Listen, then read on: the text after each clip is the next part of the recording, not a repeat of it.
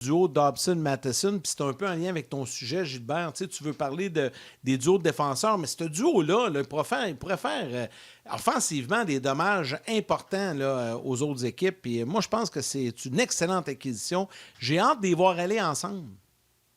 Oui, écoute, oui, sincèrement, j'aurais mis Goulet là, avec Dobson, si c'était moi, là, mais Matheson, écoute, c'est un gars c'est un bon patineur, c'est un gars il charrie bien la rondelle, défensivement, dans sa zone, il est correct.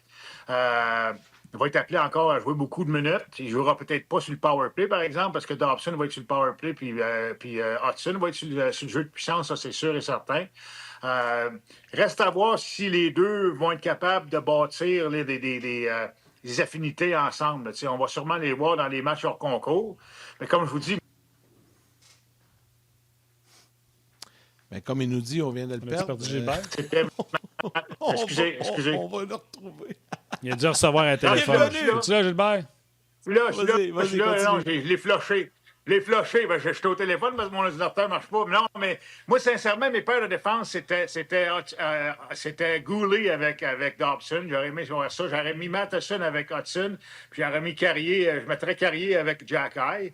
Mais c'est pas moi qui est le coach. On verra comment est-ce que ça va se dérouler dans le camp d'entraînement. Puis, chose certaine, avec l'ajout d'un Dobson, on est équipé pour amener beaucoup plus d'offensive. On va avoir des options sur le jeu de puissance. Reste à savoir si on va y aller à 2 défenseurs sur le jeu de puissance ou on va avoir une vague avec un défenseur chaque. Encore là, ça va faire une petite bagarre à l'interne là, pour avoir du temps de glace sur le power play. Mais ça, c'est bon. C'est bon parce que les deux vont se pousser. Fait que j'ai hâte de voir. Matheson, c'est un gars honnête, c'est un gars que j'aime beaucoup. Il a joué de grosses minutes.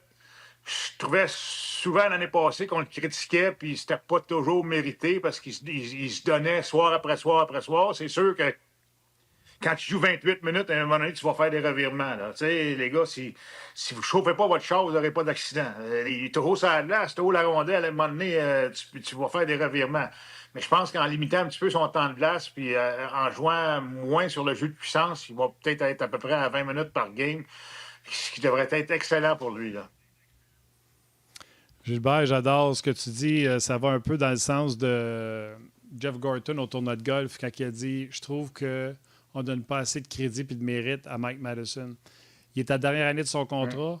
Partout, tout le monde l'a mis sa 3e paire.